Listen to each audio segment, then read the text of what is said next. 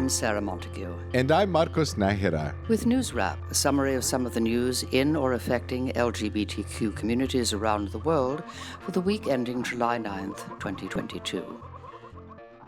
Slovenia's same-gender couples can now legally marry and adopt children, thanks to a ruling of the Constitutional Court. The June 16th decision was only made public on July 8th and takes effect immediately, according to Der Spiegel. Two plaintiff same-gender couples had sought equality, but were rejected in the lower courts. The Constitutional Court's 6-3 ruling overturned those decisions. Once part of Yugoslavia, Slovenia becomes the first former communist bloc nation to establish civil marriage equality. The Central European nation has allowed gay and lesbian couples the inferior status of civil partnerships since 2006. Slovenia's National Assembly approved marriage equality legislation in March of 2015, but voters overturned it in a referendum later that year.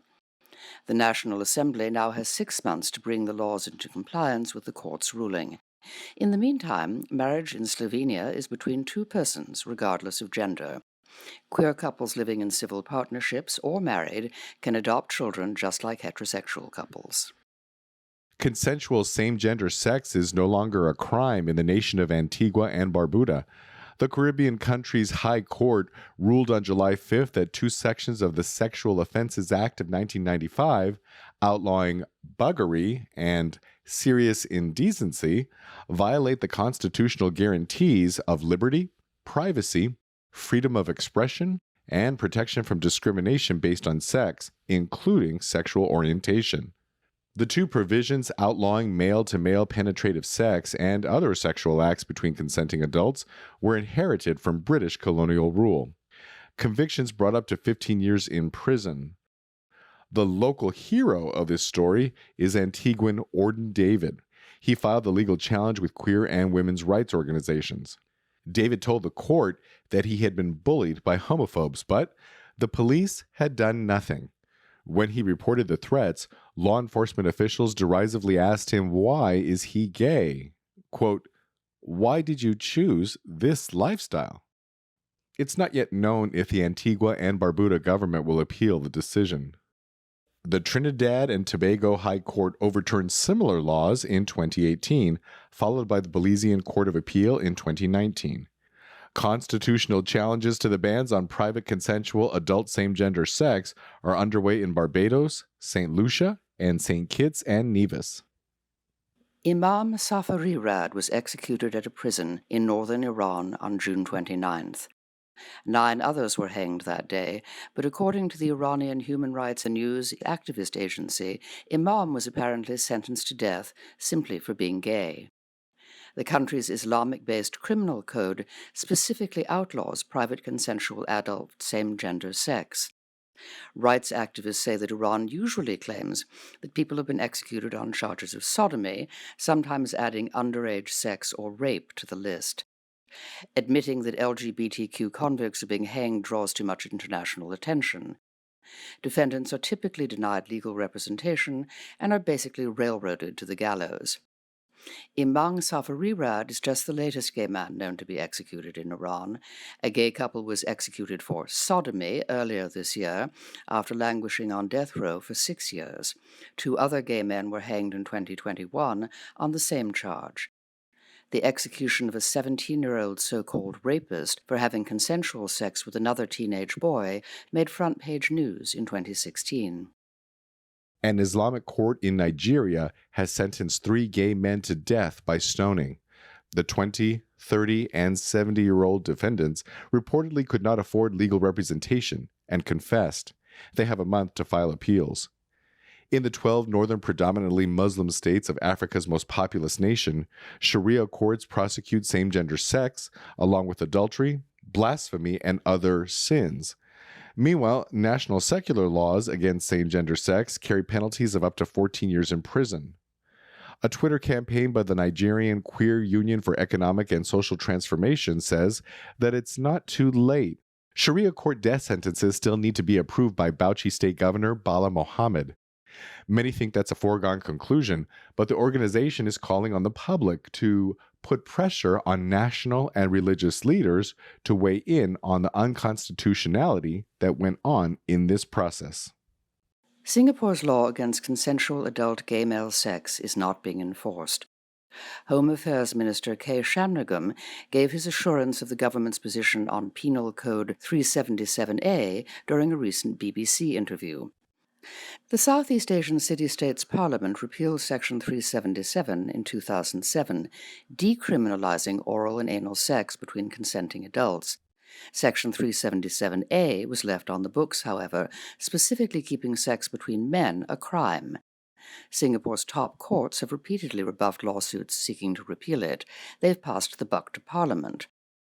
Home Affairs Minister Shanmugam told the BBC's Hard Talk programme in late June why Singapore's government will not proactively initiate repeal, and borrowed a page from U.S. Supreme Court Justice Clarence Thomas's concurring opinion against abortion rights. People engaging in gay sex will not be prosecuted.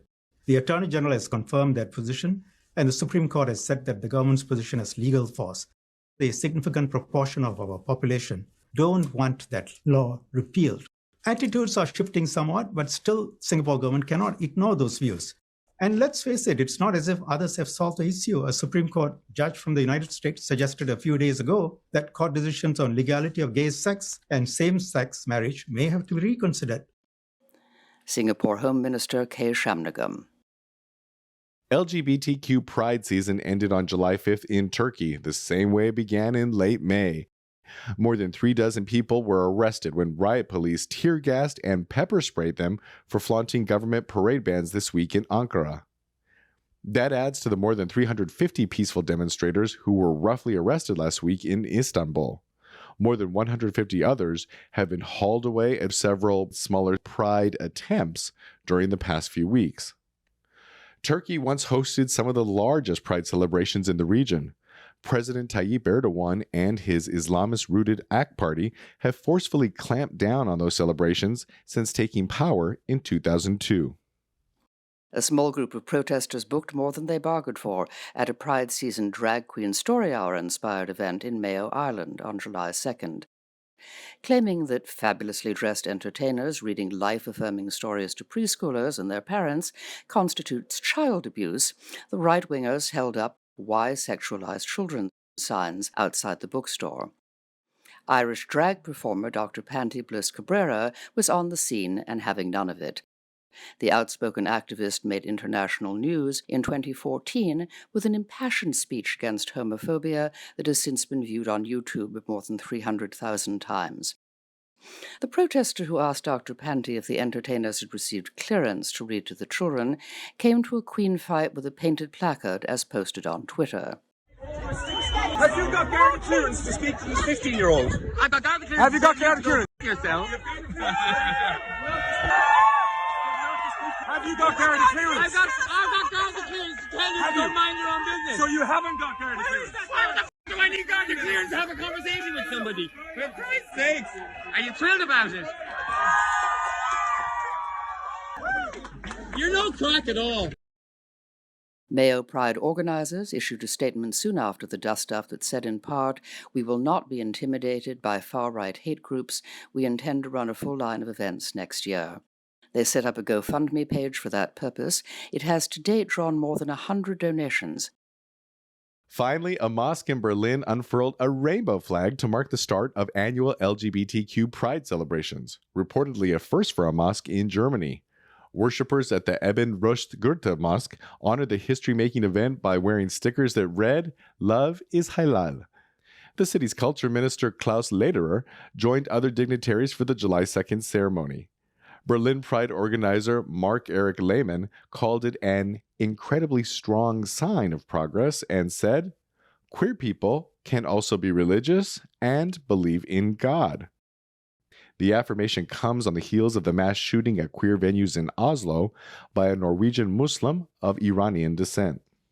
A statement from the Ibn Rushd-Goethe's Mosque's 6 imams reassured LGBTQ Muslims they do not have to choose between their faith and their sexual identity, but are accepted as such as they are.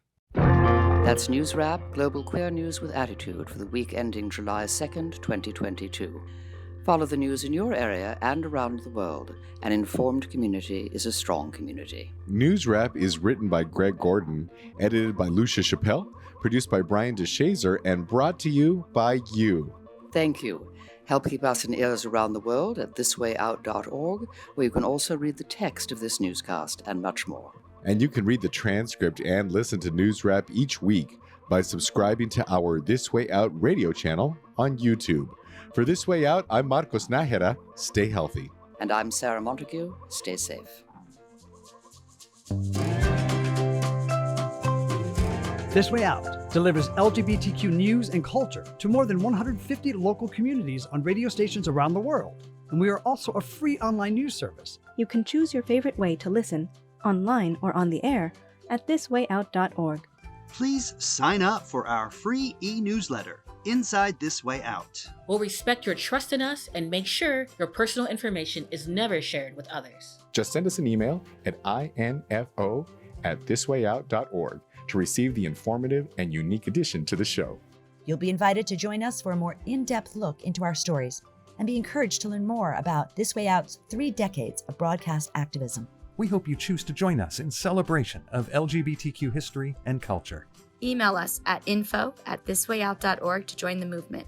We'll make sure you always know what's going on inside This Way Out.